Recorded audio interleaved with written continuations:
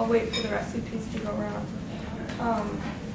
The first one was the warm lentils, and all I did was saute some onion and celery and carrots and garlic, and then I added a little bit of white wine and reduced it, and then put in the lentils with, I do half stock, half water.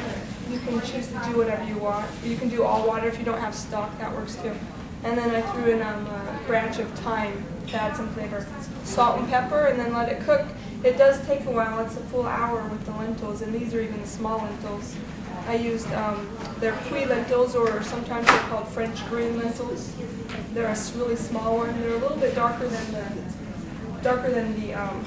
the green lentils they use for split pea soup. And then I like to serve it with a little bit of cream, just a little bit, for a little bit of flavor, and some parsley.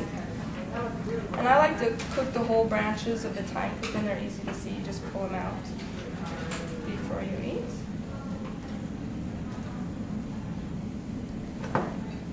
And some parsley too. Does everyone cook lentils, or are they afraid of them? Yeah? It's a great vegetable. If you're going meatless for an evening, this is a great dish to do too, because you've got all the protein, lots of fiber, so you stay full, and of course all the other nutrients. So I'm going to go ahead and dish this one up.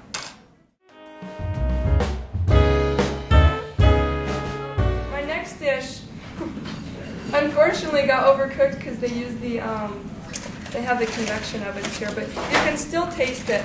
And I did it last night in my own oven at this temperature, and it turned out perfectly. So it's just supposed to be slightly golden brown on top, and so you guys can taste it, and just the tops will be crispy, so just don't eat that part, but you'll still get the idea of the flavor.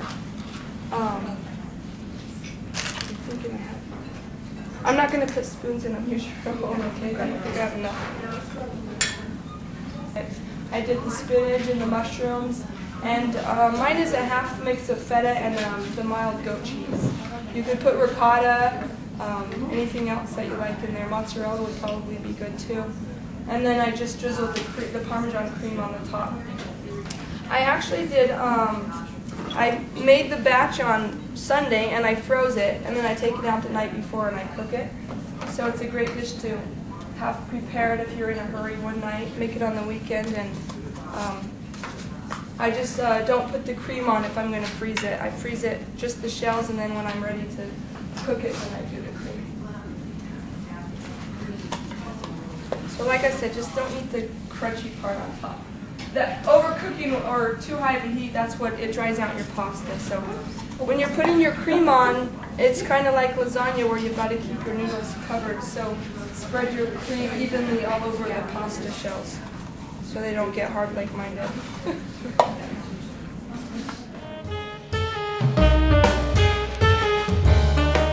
Okay, the next one is the mosh salad. Has anyone eaten mosh before? No? It's my favorite green. So it kind of looks like a spinach leaf, but I find them much more mild and tender, and they're kind of nutty. They have a nutty flavor to them. So we're going to do a sweet salad. I'm going to set to the vinaigrette. So from the last class that I did the vinaigrette, does anybody make their own salad dressing yet? Good! Yeah, full control of everything that goes in. Sodium included, so they're really simple. You can make these in large batches and just leave them in the fridge. If I'm going to have a shallot or a garlic in my dressing, I just do that in the last minute, though. I don't put that in the fridge, because then it's twice as potent when you go to eat it. So I have a garlic already in there, and it's about what did I put on the recipe? 1 teaspoon to 2 teaspoons of mustard. And then 1 teaspoon to about 3 teaspoons of honey, depending on the sweetness that you want. And then salt and pepper. And I have a raspberry vinaigrette. If you don't have raspberry vinaigrette, you can use like an apple cider vinegar. I have a raspberry vinegar. If you don't have one, apple cider, just pick a sweet one to keep consistent with the sweetness. It's about 1 tablespoon, and then just let it get mixed up. And then drizzle in your oil.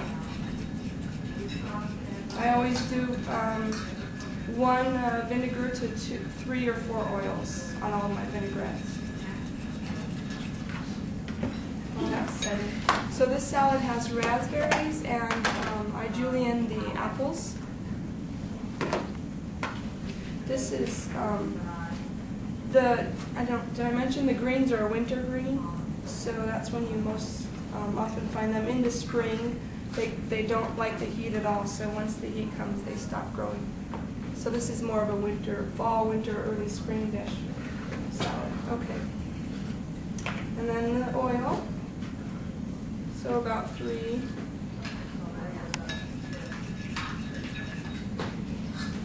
You have any questions? Where did you get the mosh at? Where did you get your mosh? I got the mosh at the co-op. I taught this for a different class, and I just tell the people, go to your grocer and ask them to start ordering it. That's all you have to do. It's really that simple, and if they can get it, they'll get it for you. If you're a gardener, you can start planting it real soon as your ground's ready and you've got a spring crop. And if you can't find the mosh, you can use spinach, you can use the spring greens. I make the salad with spring greens too. But I wanted you guys to try the mosh. Okay. And then I usually make it in the bowl, but I already have my greens in there, and then I throw the salad on top and mix. But